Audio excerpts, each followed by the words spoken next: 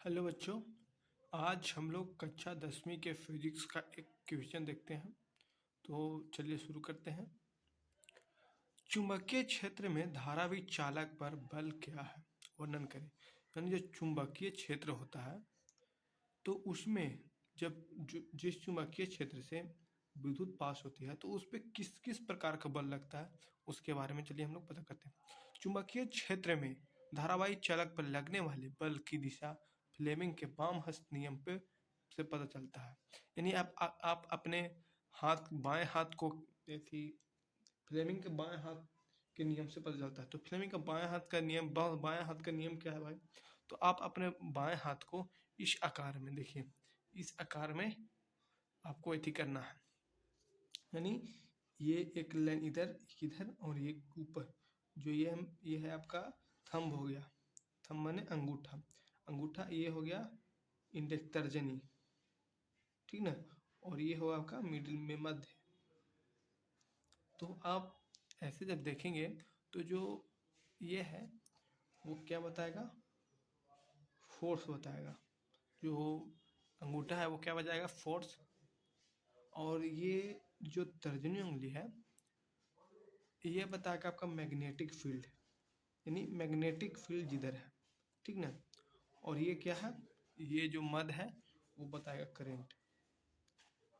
यानी अगर आपको माने धारावाही चालक माने जिस फील्ड से जिस फील्ड से जो है वो जैसी मैग्नेटिक फील्ड चल रही है और बिजली बिजली उसके साथ साथ है, तो उसके कहते हैं धारावाही।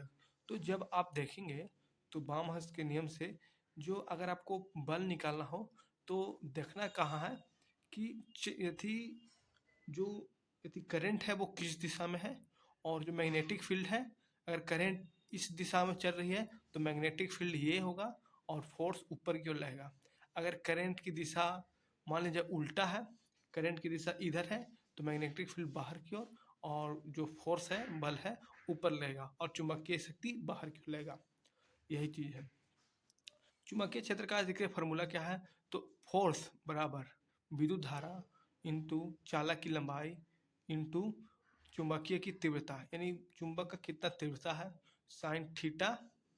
समझ, यानी साइन थीटा, थीटा क्या है, चुंबकीय क्षेत्र का कोण, यानी कितने एंगल में वो चुंबकीय क्षेत्र और विद्युत धारा के बीच में एंगल है तो फोर्स निकल जाएगा। कुछ फैक्ट है इसमें जानते हैं हम लोग। तो जब धारावाही चालक चुंबकीय क्षेत्र के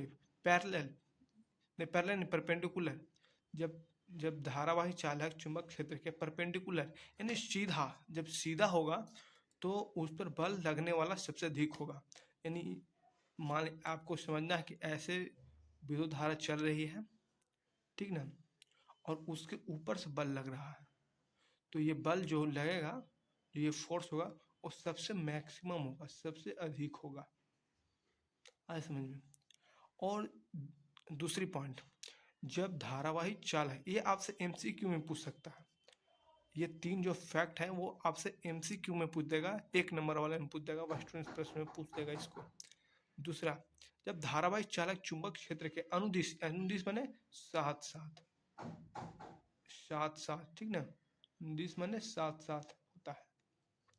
मान लिया जाए कि धारावाही चालक इस दिशा में जा रहा है, ठीक ना, और जो और जो मैग्नेटिक फील्ड है वो भी क्या इसी दिशा में है।